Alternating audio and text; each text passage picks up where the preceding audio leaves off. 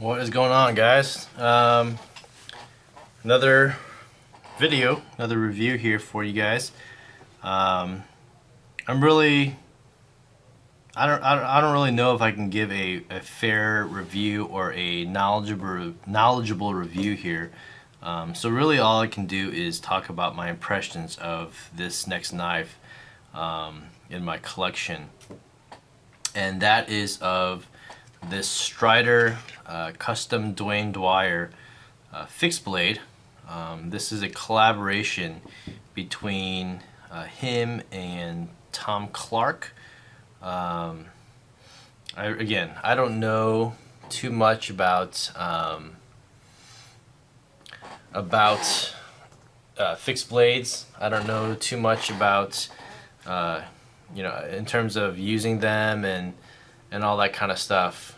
My knowledge is very limited, basically because this is the first fixed blade. Actually, I guess it's not. I have one other fixed blade somewhere. This guy right here, the Spike from Cold Steel. This is a knife that somebody just threw into a deal that I had with them, and this is just basically something that I got for free. Aus-8 steel. This I don't even know what kind of wrap this is on here. It's a really thick stock of Aus-8, but very small tanto. It's a capable fixed blade, I guess, in the sense that these are basically meant to be like ice picks. Like you just jack this into some dude's face or side, and they're toast. So I don't think I actually ever did a review on this knife. I don't know. I always felt this was kind of just a glorified mail opener or whatever, or mail cutter. But on the forums, this blade came up, and for a pretty rockin' price. So this is, again, Dwayne Dwyer custom, so DDC. It's got the CPM 3V steel, which has been highly touted as just this massively, just crazy hard use blade. Like you can throw this into a nuclear explosion and it'll just cut through the explosion kind of thing. Dwyer's signature, this razor wire pattern on his blades, really cool looking. I was at a knife shop a couple weeks back, looking at one of their DDC Striders. It was a CC S&G, and or actually I think it was SMF.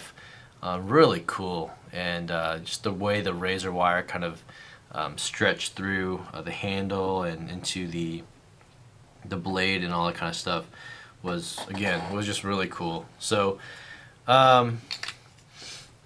again, my experience in fixed blades is very limited.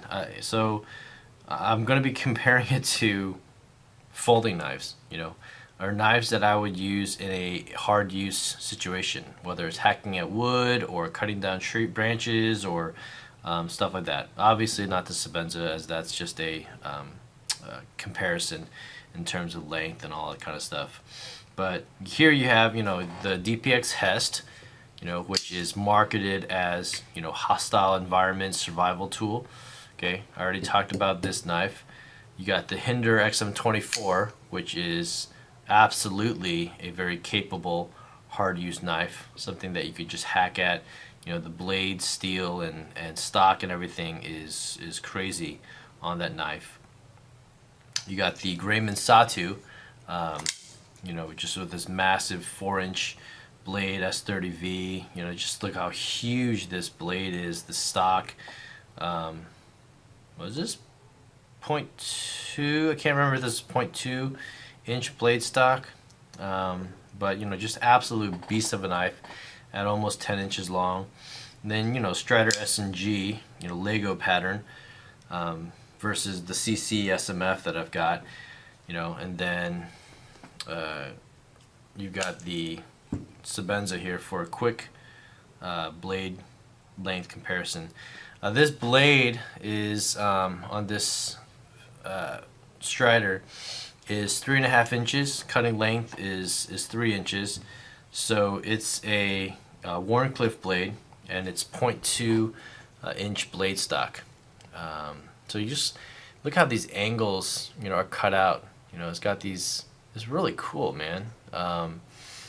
So it's just really beautiful. And the reason I really fell for this blade is actually, normally on Wharncliffe blades, I'm not that huge of a fan of. I'm sorry, of my folding knives.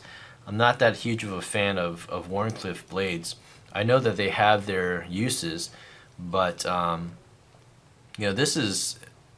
It's either going to be a slicer or a drag cut. You're always dragged to the tip, So I feel like that you can't. With any of these knives, man, this point keeps digging into this fabric, so sharp. Any drag cut, you're going to be able to cut into the material like this and then just continue to drag this way. But with a Wharncliffe knife, you're always just dragging on the tip. If you have to be on a completely flat surface to continue to drag on this knife. I actually haven't tested the sharpness of this knife, but yeah, that's sharp. Yeah, that's really sharp. Slices like crazy. You know what? I really don't know what to say. This is it's kind of a neck knife. The Kydex sheath here seems pretty cheap. It holds just fine. It's very simple. I don't know if this was handmade for it or what, but yeah, pulls out totally fine. It's got this kind of sandblasted pattern with the razor wire on here. I guess he's got this texture on the tang of the blade, which is also very nice. And CPM 3V is not a it's corrosion resistant, but it's not a stainless steel. The properties are actually somewhat surprising, in the steel. It's such a wear-resistant steel and a tough steel, in terms of toughness and all that kind of stuff. But when you look at the properties, with the vanadium and molybdenum and chromium and carbon, it's kind of, it's not that impressive. But for some reason, that chemical composition in that steel makes for a crazy steel. Go watch Smoke Eater 908. He does a thrashing test on, I think, one of his Striders. I think it was a DB or DBL with CPM 3V. And this dude, that guy is a beast, man. He is just pounding through cinder blocks and bricks and drywall, and he's just, batoning and just, throwing his knives, all over the place. And that's not normal usage for sure, but you could see yourself possibly getting into those situations in life. So I hope I never have to, but now I have this this knife. I honestly don't know if I plan on keeping this knife, but I got it for a pretty good deal. This knife retails for $400, if not more, on Monkey Edge. This one being full custom with some of the design features and all that kind of stuff. It's got green textured micarta handles on here, so that's really cool. And here's the one thing that I'll say about this knife. And I don't know, again, with neck knives or these small fixed blades, maybe it's supposed to be like that. The handle is really, really short, and gripping, I can only get a good 3-finger grip on here. My fourth, my pinky's kind of hanging off the side. It's rounded, it's thick, so it fills up your palm very well. Reverse grip is very comfortable in this position. That just looks so mean, so bad in reverse grip. Man, that razor wire looks awesome in my camera screen as I'm looking at it. So, Wharncliffe blade, oh yeah, obviously it's chisel ground, so like Emerson's, and I think Dwayne Dwyer does this a lot, chisel ground blade with this kind of, one-sided, I guess kind of saber grind. It's flat ground on this side here. So man, and it just cuts. Yeah, look. I mean, just check this out. It just cuts like crazy. This is like so like ridiculously sharp right now. That's sick. That's like so sharp. Anyway, so that's the Strider DDC Mini TC with CPM 3V. So I'm reading off of Monkey Edge's website. It says Tom Clark is a practitioner of the Filipino-inspired blade combative style known as Sayak Kali, started by Tuhan Chris Sayak in the 70s. Oh, so this is what I read. Okay, so this Kydex sheath, again, maybe it's not supposed to be a neck knife. This is actually something that is meant to be strapped to your back in this position. So if this is your back, so if your head is on this side, your back's here, your legs are here, you have this strapped to your back this way, and so that if an attacker comes, you reach, behind from your back and you grab this out. And this is really meant to be a fighting knife. You can use this in any which way you want, but this is meant to be a fighting knife. And this knife just looks bad, bad to the bone for sure. So,